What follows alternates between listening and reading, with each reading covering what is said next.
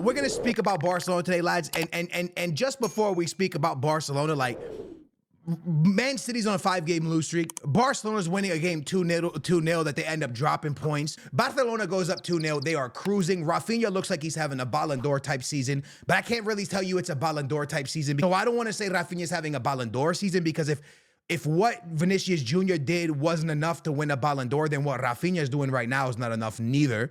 He's going to have to win many competitions like Rodri did, right? That's kind of how it seems like it's happening, because, I mean, you look at it, and yes, Raphinha is cooking, and if he continues to score goals, he's going to get more goals than Vinny scored last season.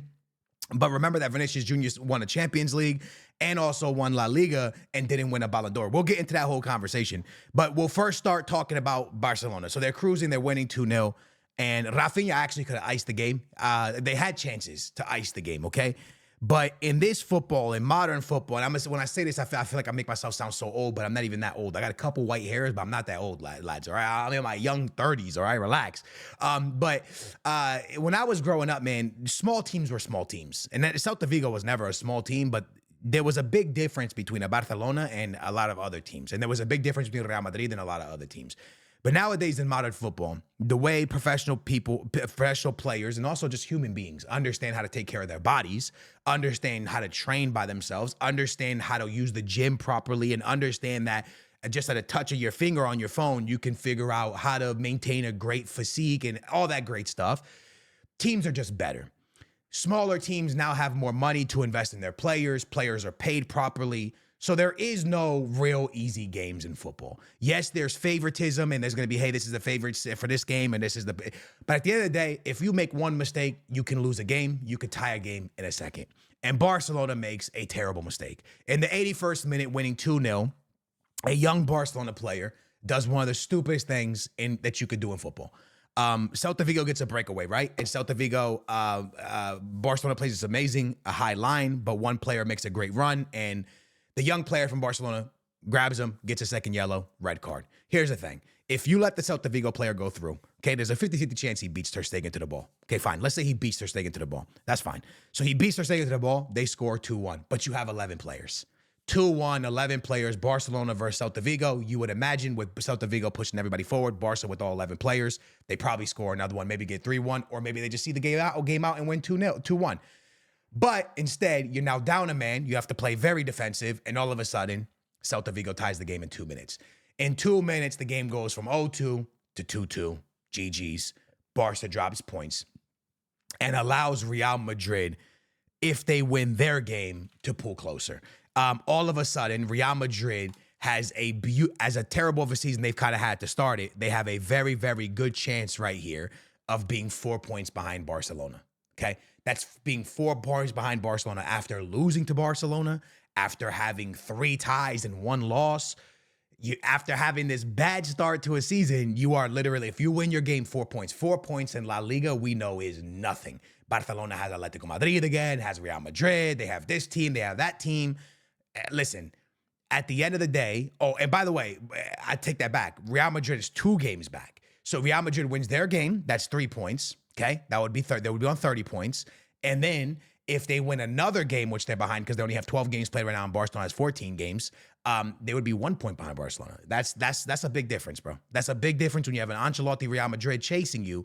It is a very, very different whole circumstances here. Okay, so it's a big slip up from Barcelona, and it's when they had everything in their hand. Now, there's ways to look at this. I believe in the first half, there was a very questionable call where potentially Barcelona could have been playing with 10 men already. So some people would say it's justice. Some people would say it's karma. Some people would say, hey, that's just the way it is. At the end of the day, I'm not here to argue the VARs and this and that. I'm here to tell you that Barcelona fell asleep. And Barcelona can't fall asleep. They've been great all season. They've been a very amazing, well-oiled machine all season. And for the first time this year, we've seen Barcelona fall asleep in the last 9 minutes of a game, and it could completely flip their season. They're going to be fine, in my opinion. There's nothing bad here. Like, it's going to be okay. But at the end of the day, they really got to clean this up. And this is what happens when you use a lot of young players. But what we should be really talking about and what we really should be spotlighting is this Raphinha guy, okay? Like we talked about earlier in the video, is Raphinha doing enough to win a Ballon d'Or? If Raphinha's having a season the way he's having and he continues to have a season like this, is it is he automatically a contender for the Ballon d'Or? Because Vinny did not win the Ballon d'Or having a season just like Raphinha, scoring goals, assisting goals, playing like an absolute beast. Like, honestly, I'm going to be honest with you. I want to take the Ballon d'Or conversation out of it. Barcelona's scary. Brazil's scary now. If you actually have Raphinha playing this good on the right, and you have Vinicius Jr. playing Vinicius Jr. on the left, okay? You figure out the 9 position, and all of a sudden, Brazil is fully back. Fully back. That front could be one of the scariest front in football. Maybe Endrick's at the 9 position, or maybe Rodrigo plays some type of center forward. I don't know what happens there. But at the end of the day, Brazil gets very, very, very scary because Barcelona has fully turned Raphinha into a machine. A player that we talked about, we said, hey, this guy, maybe he's not to the level of Barcelona. Maybe he shouldn't be at Barcelona. Maybe this guy's not a Barcelona player. And now all of a sudden you're watching him play and you go, damn, this guy is a Barcelona player and potentially could be the best right winger in football. And that's facts. I mean, when you think about right wingers in football right now, Mo Salah, right?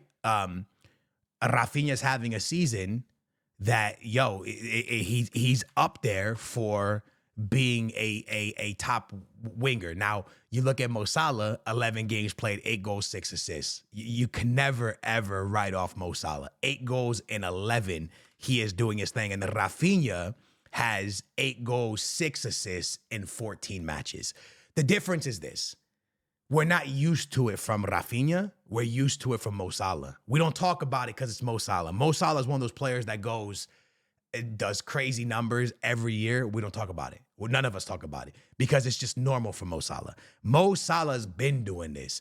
Raphinha, we're not used to it. So 14 games played for Raphinha, 8 goals, 6 assists in La Liga. That's his stats. In the Premier League, 2024-2025, Mo Salah, 11 games played, 8 goals, 6 assists. It is wild to think that what Mo Salah does and just kind of goes under the radar. Nobody talks about it. By the way, he's 32 years old, right? He's 32 years old. Raphinha, 27. Raphinha's going into his prime. And Salah's 32. So it's just something to really, really think about. But I do think it's amazing that he stepped his level up. Do I think he's the best right winger in football? I mean, there's Mo Salah, right? You got to speak of Mo Salah.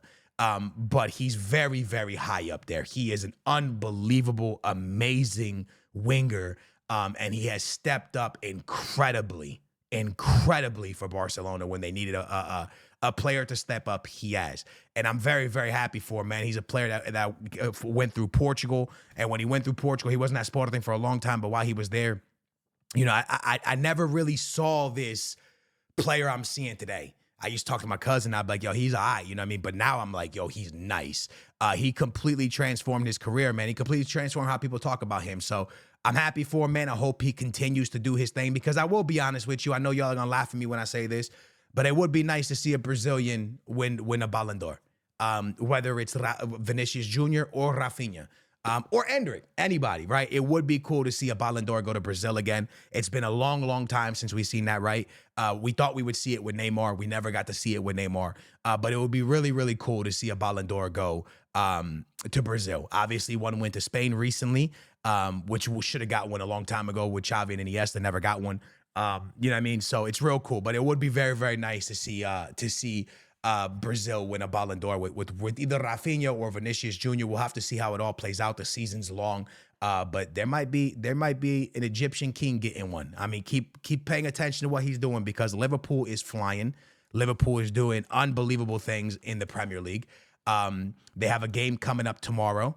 They're winning the Premier League at the moment by a lot of points. City keeps messing up massively. They keep losing.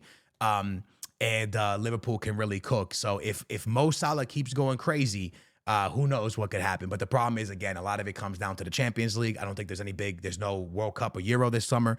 So it's really, really going to come down to what happens in the Champions League. So we'll have to keep an eye on that. Do we think Barcelona's built enough to win the Champions League? And honestly, at halftime, I actually texted my friend and I was like, man, this Barcelona team's cooking.